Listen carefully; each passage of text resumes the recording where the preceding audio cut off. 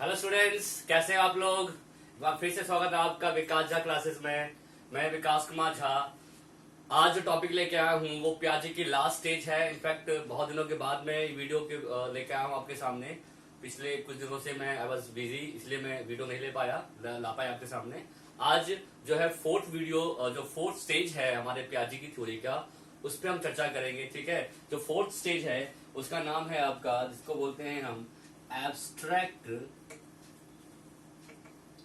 और formal operational stage. ठीक है, एब्स्ट्रैक्ट या फॉर्मल ऑपरेशनल स्टेज कहते हैं इसको हम हिंदी में अमूर्त या औपचारिक संक्रियात्मक अवस्था कही जाती है। ठीक है, ये जो स्टेज है ये आपका स्टेज 4 है। ठीक है, तो दीन प्याज का लास्ट स्टेज है ये। इनफैक्ट 3 स्टेज के बारे में हम बात कर चुके हैं, और अगर अभी तक आपने वो स्टेजेस नहीं देखी हैं तो वीडियो पे आप देखे जाकर। आपको जो तीनों स्टेजेस उसमें दी हुई हैं, ठीक है, वीडियो में, और आप उसको देखोगे तो ही आपको ये फोर्थ स्टेज जो है समझ में आएगी, क्योंकि ये एक सीक्वेंस में हमने बनाई हुई है। ठीक है, तो फोर्थ स्टेज जो हमारा है वो है एब्स्ट्रैक्ट फॉर्मल स्टेज। इसकी जो एज है उन्होंने कहा था भाई ये होता है 11 से लेकर बच्चे जो होते हैं अपना डेवलपमेंट जो होते हैं टिल मैच्योरिटी तक बेसिकली डेवलपमेंट हमारी होती है। तो प्याजे का ये मानना था कि 11 के बाद जितने भी बच्चे हमारे होते हैं, जो भी एज के बच्चे हमारे होते हैं, सब एब्स्ट्रैक्ट या फॉर्मल ऑपरेशन स्टेज के अंदर पाए जाते हैं। ठीक है, तो चलिए मैं इसके बारे में बात बताता हूँ आप लोगों को। जो फर्स्ट इसमें है, जैसे कि नाम से पता लग रहा है कि एब्स्ट्रैक्ट का मतलब होता है अमूर्त। तो इस स्टेज के अंदर याद रखना बच्चों, सबसे पहला पॉइंट कि बच्चे में क्या होती है, एब्स्ट्रैक्ट थिंकिंग आ जाती है। एब्स्ट्रैक्ट थिंकिंग डेवलप हो जाती है, जिसको हम अमूर्त चिंतन कहते हैं। अमूर्त चिंतन कहा जाता है। ठीक है, अमूर्त चिंतन यानी कि आपका एब्स्ट्रैक्ट थिंकिंग। तो आपको मैंने बताया था कि इससे जो पहले वाली स्टेज थी हमारी कॉन्क्रीट ऑपरेशन स्टेज, उसके अंदर बच्चा मूर्त होता है, कॉन्क्रीट रहता है। ठीक है, और जैसे ही कॉन्क्रीट से वो अगली स्टेज में आता है वो एब्स्ट्रैक्ट होने लग जाता है। तो एब्स्ट्रैक्ट होना तो ये होता है कि अब उसके अंदर इमेजिनेशन भी डेवलप हो गई है, यानी कि अब वह इमेजिनेशन कर सकता है। तो जो भी कल्पना परक या कल्पना के आधार पर चिंतन होती है उसे हम कहते हैं एब्स्ट्रैक्ट थिंकिंग। ठीक है, यानी कि बच्चा स्टेज के अंदर जो है वो एब्स्ट्रैक्ट जो थिंकिंग होती है वो डेवलप कर लेता है। ठीक है बच्चों, तो आपको याद रखना है कि एब्स्ट्रैक्ट थिंकिंग जो स्टेज है आपकी वो ये वाली स्टेज है। ठीक है, वो कौन सी है, स्टेज 4, जिसका नाम है एब्स्ट्रैक्ट या फॉर्मल ऑपरेशनल स्टेज। ठीक है, सेकंड, इस स्टेज के अंदर बच्चे के अंदर आपको बता दूं मैं, साइंटिफिक थिंकिंग जो होती है और बढ़ जाती है। इनफैक्ट साइंटिफिक तो बच्चा साइंटिस्ट तो आपको बताया था मैंने कि एक बचपन से ही होता है, जिसको हम नन्ना वैज्ञानिक कहते हैं। बट अब जो ये स्टेज में आ गया है उसकी जो डिस्कवरी होती है और वाइड हो गई है। वो चीजों को सर्च करने लग गया है, ढूंढता है, ढूंढ कर निकालता है, उस पर अपने एक्सपीरियंस का यूज करता है। चीजों को डिस्कवर करने में वो थोड़ा सा और अच्छा हो जाता है। तो इस स्टेज में हम ये कहेंगे कि बच्चे के अंदर साइंटिफिक थिंकिंग भी डेवलप हो जाती है। ठीक है, जिसको हम बोलते हैं वैज्ञानिक चिंतन। ठीक है, वो वैज्ञानिकों के जैसे चीजों को खोजना, सर्च करना, ढूंढने लग जाता है। तो इसको कहेंगे कि बच्चे में वैज्ञानिक चिंतन का विकास हो जाता है। ठीक है, इस स्टेज के अंदर बच्चा वैज्ञानिकों की तरह चीजों को खोजने लग जाता है, उसके बारे में चीजों को बताना शुरू कर देता है। ठीक है बच्चों, साइंटिफिक थिंकिंग जो है इस स्टेज के अंदर बच्चे के अंदर पाई जाती है। ठीक है, थर्ड जो है इसके अंदर, तो थर्ड स्टेज है, थर्ड जो उसमें पॉइंट है इसके अंदर कि बच्चों के अंदर जो बहुत ही इंपॉर्टेंट जो एग्जाम में आता है उसे हम कहते हैं दैट इज डिडक्टिव रीजनिंग या डिडक्टिव थिंकिंग बच्चे में आ जाती है। ठीक है, डिडक्टिव थिंकिंग या इसको हम हिंदी में कहते हैं आपका निगमन तर्कना। निगमन तर्कना का विकास हो जाता है। ठीक है, थिंकिंग जो हमारी होती है, आपने सुना भी होगा कि 2 टाइप्स की होती है बेसिकली। एक होता है इंडक्टिव और एक होता है डिडक्टिव। जो बच्चे में रीजनिंग हमारी होती है, रीजनिंग बेस पे जो थिंकिंग होती है वो 2 प्रकार की होती है। आपने सुना होगा, एक तो होता है इंडक्टिव और एक होता है डिडक्टिव। इंडक्टिव में इसको हिंदी में कहा जाता है आगमन। इंडक्टिव को कहते हैं हम लोग आगमन। इंडक्टिव में क्या होता है कि बच्चा इसके अंदर स्पेसिफिक से जनरल की ओर बढ़ता है, यानी कि बच्चे के अंदर पहले स्पेसिफिक यानी कि चीज को स्पेसिफिकली समझता है, फिर वो जनरल की ओर बढ़ता है। यानी आप ये कह सकते हो कि बच्चा पहले एग्जाम्पल लेता है, एग्जाम्पल से वो रूल की ओर आगे बढ़ता है। तो ये बहुत ही अच्छा है कि बच्चे इसके अंदर पहले एग्जाम्पल्स को समझते हैं, स्पेसिफिक एग्जाम्पल को समझते हैं, फिर वो रूल की ओर क्या होते हैं बच्चों, आगे बढ़ते हैं। ठीक है, लेकिन डिडक्टिव में ठीक इसका उल्टा होता है। डिडक्टिव में क्या होता है बच्चों कि पहले जो बच्चे के अंदर आते हैं, बच्चा पहले क्या होता है, रूल्स बनाता है, और रूल्स वो खुद बनाता है, और रूल्स से वो क्या होता है, एग्जाम्पल की ओर बढ़ता है। ठीक है, रूल्स टू क्या होता है, एग्जाम्पल। या इसको हम ये भी कह सकते हैं कि वह जनरल से लेकर जनरल से स्पेसिफिक की ओर आगे बढ़ता है। ठीक है, एग्जाम में पूछ सकता है कि डिडक्टिव कब होती है, तो डिडक्टिव रीजनिंग या डिडक्टिव थिंकिंग बच्चे में जो आती है वो कौन से स्टेज में आती है, वो 4th स्टेज में आती है।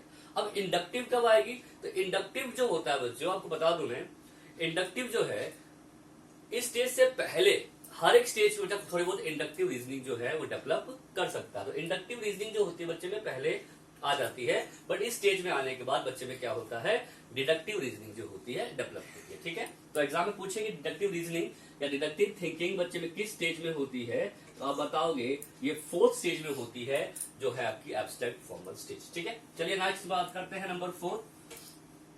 इस स्टेज में एक और बहुत बड़ी विशेषता है कि बच्चे के अंदर हाइपोथेसिस बनने लग जाते हैं। हाइपोथेसिस क्या होता है बेसिकली, हाइपोथेसिस, हाइपोथेसिस का मतलब होता है परिकल्पना। और आपको बता दूं मैं, बच्चा परिकल्पना के आधार पर भी रीजनिंग करता है, या परिकल्पना के आधार पर भी वो अपनी सोच को विकसित करता है। हाइपोथेसिस का मतलब होता है कि जब आपके सामने कोई समस्या होती है या कोई आपके सामने कोई ऐसा कॉन्सेप्ट होता है, उस कॉन्सेप्ट पे आप क्या इमेजिन करते हैं या उसके बारे में आप क्या सोचते हैं। और 10 तरह के जो लोग होते हैं उनकी 10 तरह की हाइपोथेसिस बनती है, जिसको हम हाइपोथेटिकल रीजनिंग भी कह सकते हैं। जैसे एग्जांपल में देता हूं, जैसे मान लो कहीं पर भी कुछ कहीं से धुआं निकल रहा है, तो धुआं निकल रहा है तो आप के अंदर अलग अलग हाइपोथेसिस बनेंगे। कोई कहेगा कि भाई धुआं से निकल रहा है क्योंकि वहां पे आग लगी हुई है किसी फैक्ट्री के अंदर, कोई कहेगा कि नहीं भाई इसलिए धुआं निकला क्योंकि हो सकता है कि वहां पर वो पूजा चल रही हो, है ना। तो कुछ भी हाइपोथेसिस हम बना सकते हैं। तो हाइपोथेसिस मतलब ये होता है कि कोई भी परिकल्पना या कोई भी व्यू आप किसी चीज को देखने के बाद बना लेते हो। इस स्टेज के अंदर बच्चा हाइपोथेटिकली चीजों को देखना और उसके बारे में सोचना शुरू कर देता है। ठीक है बच्चों, तो ये पॉइंट आपको याद रखना है कि हाइपोथेटिसनेस बच्चे में आ जाती है, यानी कि परिकल्पनाएं बच्चे में क्या होती है, बनने लग जाती है। ठीक है, चलिए आगे चलते हैं। नंबर 5, इस स्टेज में बच्चे के अंदर प्रॉब्लम सॉल्विंग एबिलिटी भी आ जाती है। प्रॉब्लम सॉल्विंग एबिलिटी, जिसको हम कहते हैं समस्या समाधान योग्यता। बच्चा इस स्टेज में क्या है आपको बता दूं मैं, प्रॉब्लम को भी सॉल्व करने लग जाता है, और प्रॉब्लम को जो सॉल्व करता है वो अपने कॉन्सेप्ट्स के बिहाफ पर, सेल्फ जो है नॉलेज के बिहाफ पर, या सेल्फ जो उसकी एक्सपीरियंस है उसके बिहाफ पर वो प्रॉब्लम को सॉल्व करने लग जाता है। इसको हम कहते हैं प्रॉब्लम सॉल्विंग एबिलिटी। ठीक है, नंबर 6 जो पॉइंट इसमें आप लिखोगे कि बच्चा स्टेज के अंदर प्रॉब्लम सॉल्विंग हो गया, हाइपोथेसिस, और इसके अंदर बच्चा जो होता है डाइवर्जेंट थिंकिंग भी डेवलप करने लग जाता है। डाइवर्जेंट थिंकिंग भी डेवलप करने लग जाता है, जिसको हिंदी में हम कहते हैं अपसारी चिंतन। ठीक है, अपसारी चिंतन का मतलब होता है डाइवर्जेंट थिंकिंग, और डाइवर्जेंट थिंकिंग का मतलब ये होता है कि एक प्रॉब्लम के एक से अधिक सॉल्यूशंस निकालना। तो बच्चा इस स्टेज में इतना परिपक्व या इतना मैच्योर हो चुका होता है मेंटली कि वो एक प्रॉब्लम के एक से अधिक सॉल्यूशंस निकाल सकता है। आपको पता है थिंकिंग हमारी 2 टाइप्स की होती है, एक होता है कन्वर्जेंट और एक होता है आपका डाइवर्जेंट। ठीक है, तो कन्वर्जेंट थिंकिंग जो हमारी होती है उसमें क्या होता है कि एक प्रॉब्लम के केवल एक सॉल्यूशंस होते हैं, लेकिन जो डाइवर्जेंट थिंकिंग होती है वहां पे एक प्रॉब्लम के एक से अधिक सॉल्यूशंस निकाले जा सकते हैं। तो ये सारी बातें जो हैं ये आपकी 4th स्टेज में था, ये हमारी स्टेज नंबर 4 है। क्या क्या था इसमें अंदर, बच्चा एब्स्ट्रैक्ट थिंकिंग करने लग जाता है, जिसको इमेजिनेटिव बोलते हैं, साइंटिफिकली डिस्कवरी करता है, और उसकी जो साइंटिफिक जो एरिया होता है वो और बढ़ जाता है, वो डिस्कवर करता है, खोज करता है, नई नई चीजों को नई एक्सपेरिमेंट्स करता है। ठीक है, इंक्वायरीज लेता है। साथ साथ में हमने पढ़ा कि डिडक्टिव थिंकिंग होती है। डिडक्टिव तो क्या होता है कि बच्चा जो होता है इसमें पहले जनरल रूल्स निकालता है, then goes to the example, यानी कि आप ये कह सकते हो जनरल टू स्पेसिफिक होने लग जाता है। हाइपोथेसिस बनने लग जाते हैं, यानी कि बच्चों में परिकल्पनाएं, यानी कि बच्चा के द्वारा या नए नए व्यूज बनाने लग जाता है और एक थिंकिंग डेवलप कर लेता है। साथ में प्रॉब्लम सॉल्विंग एबिलिटी आ जाती है और साथ में हमने पढ़ा कि डाइवर्जेंट थिंकिंग जो होती है बच्चे में आ जाती है। ठीक है, तो ये 4 स्टेज हमने कर लिए हैं, पियाजे के 4 स्टेज कंप्लीट हो चुके हैं। अब 4 स्टेज, चारों स्टेज करने के बाद अगर आप क्वेश्चन करने बैठोगे सीटेट के या किसी भी टाइप के, आप उस क्वेश्चंस को इजीली सॉल्व कर पाओगे। ठीक है, आराम से सारी वो प्रॉब्लम्स जो है आपकी वो सॉल्व हो जाएगी। ठीक है, अब दूसरी बात है कि यहाँ पर आपको केवल मैं साइकोलॉजी क्लास दे रहा हूँ। ठीक है, आपको मैं आगे पैडागोजी की क्लास भी दूंगा साथ साथ में। और इसके अलावा अगर आपको इंग्लिश या जीके या आपको और भी किसी एग्जाम्स के लिए तैयारी कर रहे हो, जैसे एसएससी बैंकिंग के लिए, तो हमारा एक और चैनल है, उसमें हम सभी लोग हैं, वहां पर हमारी पूरी टीम है उसके अंदर। वो चैनल है आपका एडोबॉक्स, नाम आपने सुना होगा। ठीक है, एडोबॉक्स साइट पर जाकर, एडोबॉक्स नाम से हमारा एक नया चैनल है। इस चैनल पर भी आप जो है इसमें जीके हो गया, जीएस हो गया, इंग्लिश हो गया, मैथ्स के परफेक्ट वीडियोस देख सकते हो। इनफैक्ट अगर एक बार आप देख लोगे तो बाकी आपकी जो है सारी वीडियोस आप भूल जाओगे। ठीक है, तो एक बार आप जरूर विजिट कीजिए एडोबॉक्स पर और उसको लाइक कीजिए, सब्सक्राइब कीजिए और शेयर कीजिए। ठीक है बच्चों, तो अभी आज हमने एब्स्ट्रैक्ट और फॉर्मल और प्रेशर स्टेज की बात की।